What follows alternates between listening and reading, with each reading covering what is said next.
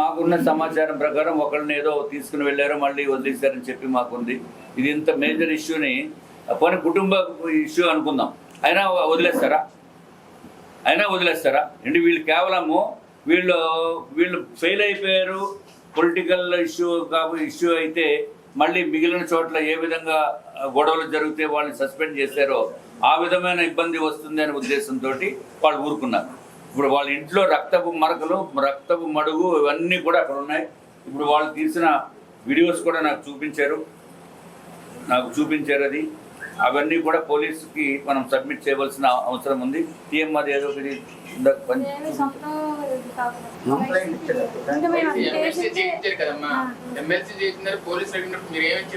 అసలు స్టేషన్కి వెళ్ళలేదండి, కేజెస్ కూడా అయ్యింది. పాప ఇచ్చింది. ఎలక్షన్ ముందు నుంచి చాలా పెద్ద గొడవలు అవుతున్నాయి మా ఏరియా మొత్తం. టీడీపీ వాళ్ళు వస్తూ ఉంటే ప్రచారాలకు వచ్చినా సరే చాలా పెద్ద గొడవలే అయ్యాయి. కొట్టేసుకోవడాలు చాలా మట్టుకు చేశారు. అయినా సరే ఎవరికి వాళ్ళు ఇంక వదిలేశారు. తర్వాత మళ్ళీ బీజేపీ వాళ్ళు వచ్చినా సరే అసలు అటువైపు రానిచ్చేవారు కాదు.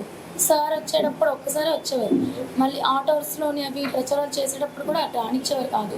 మా వీధే కాదు, మొత్తం వీధులన్నీ అసలు బర్మాకాయ మొత్తం వచ్చేవారు కాదు. అలా రాకుండా చేసేసేవారు.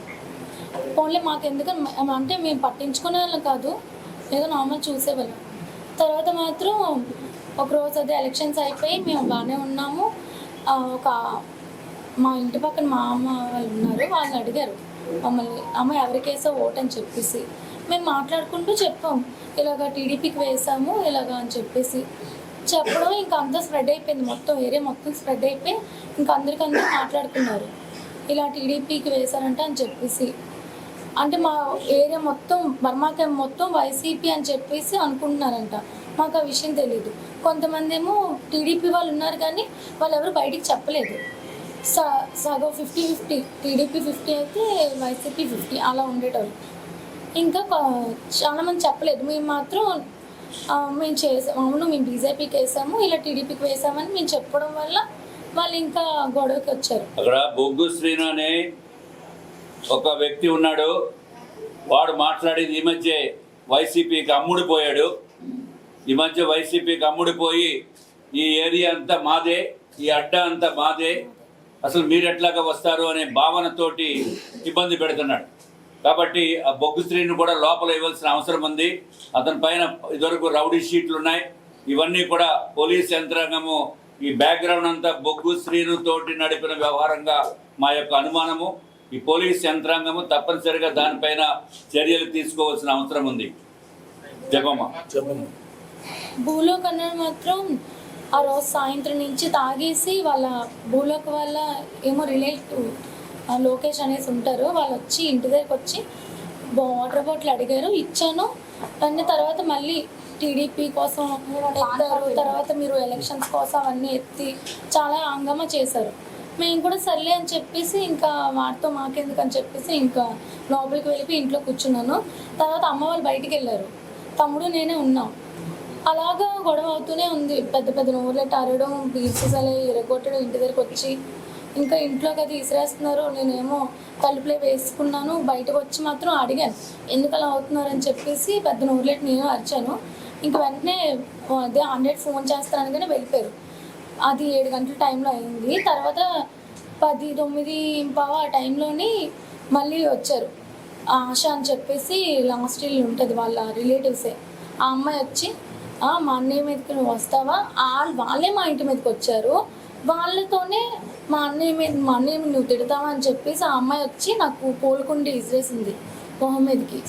విసిరేసి తర్వాత వాళ్ళ అమ్మేమో నా జుట్టు పట్టుకొని లాగేసింది, అమ్మని కొట్టేసింది. తర్వాత వాళ్ళ అన్నయ్య వచ్చి వెనక నుంచి రాడ్ పట్టుకొని వచ్చి ఇక్కడ ఎడమ వైపు తల మీద కొట్టేశారు. చాలా 2 సార్లు కొట్టారు. తర్వాత ఒక కర్రకి అది ఫెన్సింగ్ ఉంటుంది, దాంతో కొట్టేశారు. ఇక్కడ 4 కుట్లు పడ్డాయి.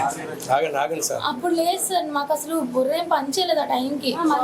అక్కడ అప్పటికి గొడవ ఆ తర్వాత చేశాం సార్. ఇక్కడ కొట్టేశాడు.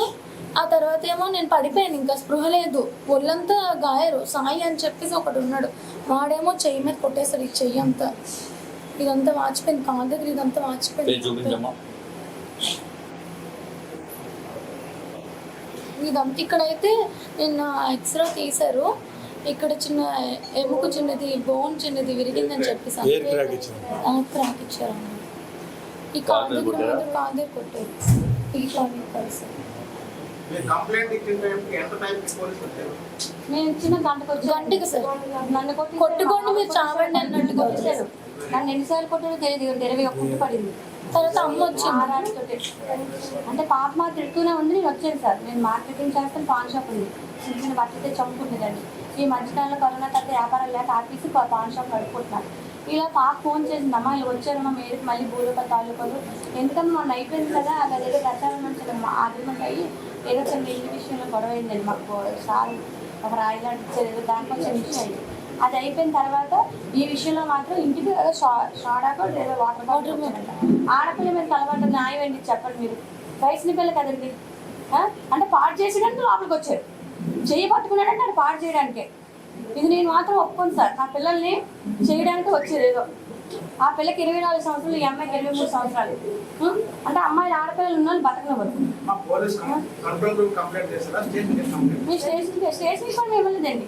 అయ్యిందండి కేసెస్లోని 100 వాళ్ళు వచ్చారు. 100 వాళ్ళు వచ్చి వాళ్ళు తీసుకెళ్లారు. ఎవరిని ఇద్దరు ఆడవాళ్ళని ఆ లొకేషన్ అబ్బాయిని తీసుకెళ్లారు 10:30 టైంలో తీసుకెళ్ళిపోయి మా మధ్య మాకు అంబులెన్స్ మాకు తెలియలేదు. కిమిరెక్కిపోయింది అంబులెన్స్ అండి. మళ్ళీ ఫోన్ చేస్తాయి, మళ్ళీ ఉన్నారు, మళ్ళీ ఫోన్ చేస్తాయి. అంబులెన్స్ తీసుకెళ్ళిపోయింది, పోలీసులు తీసుకెళ్ళిపోయారంట. మాకు 12:30కి మా అమ్మ, మా చెల్లెలు, మా తమ్ముడు, మా అందరూ మొత్తం ఫ్యామిలీ మెంబర్స్ ఒక 20 మందిలో వస్తే కేజీసీ చెప్తారు. వాళ్ళు ముగ్గురే తీసుకెళ్ళారంటమ్మా. 9 6 అయితే ఒకళ్ళే తీసుకెళ్లారంట అని చెప్పి నాకు చెప్పారు. అయితే ఒకళ్ళు తీసుకెళ్ళబెట్టి 6 కొట్టారు కదమ్మా, 10 మందిలో ఉన్నారు. నేను 4 బాల్స్ లో 8 ఆడవాళ్ళు ఉన్నారు. చిన్ని అని ఆవిడ బర్మా క్యాంప్ లో చివరి ఇంట్లో ఉంటుంది, చాలా రౌడీగా ఆడమనిషి కానీ వాళ్ళ కూతురు మమ్మల్ని అసలు బతకనట్లేదు, సొంత ఇల్లే కానీ మమ్మల్ని ఉండట్లేదు నా ఊర్లోని. ఎందుకు ఉండకూడదో తెలియట్లేదు. అడిగినందుకు కూడా కొట్టారండి. మేము ఎందుకు బర్మా క్యాంప్లో ఉండకూడదంటే మీరు ఉండకూడదు, మీరు అన్నింటికి వాదా ఇస్తారు. నేను గబుక్కునేటి నోరు జారిపోయాను. టీడీపీ కేసు నాకు నోరు ఉండదండి. గబుక్కుని కలవకు సారని తప్పన మాకు నాకు ఇల్లుగా ఏదో నోరు పెట్టించారు. ఏదో చెప్పకూడదంటే చెప్పకూడదంట. మొత్తం అన్ని అమ్మ పడిపోయింది. తమ్ముడు అక్కడేమో అక్కడెక్కడికో తీసుకొని వెళ్ళిపోయారు. చెల్లేమో వెళ్ళినందుకు దాన్నేమో తన్నేశారు, ఫోన్ తీసుకొని ఇసిరేశారు. చెల్లేమో పేరు పట్టుకొని పైకి ఇలా ఎత్తేసారు. ఏమైనా అయితే అసలు మనుషులేనా? అసలు ఒక్క ఓటు కోసమా? ఓటు అనేది ఎవరిష్టం వాళ్ళది. నచ్చిన వాళ్ళకి వేస్తాం, వాళ్ళకి ఎందుకు? కుటుంబ వ్యవహారం కాదు ఇది, కేవలం పొలిటికల్ వెండెక్టా తోటి పొలిటికల్ గా వీళ్ళు విక్టిమ్స్ అయిపోయారు. తెలుగుదేశం పార్టీ, భారతీయ జనతా పార్టీ ఓటమికి ఓటు వేసినందుకు వాళ్ళు ఈ రోజు శిక్ష అనుభవిస్తున్నారు. ఈ వైసీపీ గోండాల్ని మళ్ళీ వెనకాల సపోర్ట్ చేస్తున్నారు పోలీస్ వ్యవస్థ. వైసీపీ గోండాలకి పోలీస్ వ్యవస్థ సపోర్ట్ చేస్తుంది. సిపి గారి దృష్టికి మేము తీసుకుని వెళ్ళాలి, అందుకే సిపి గారు అపాయింట్మెంట్ అడిగాము.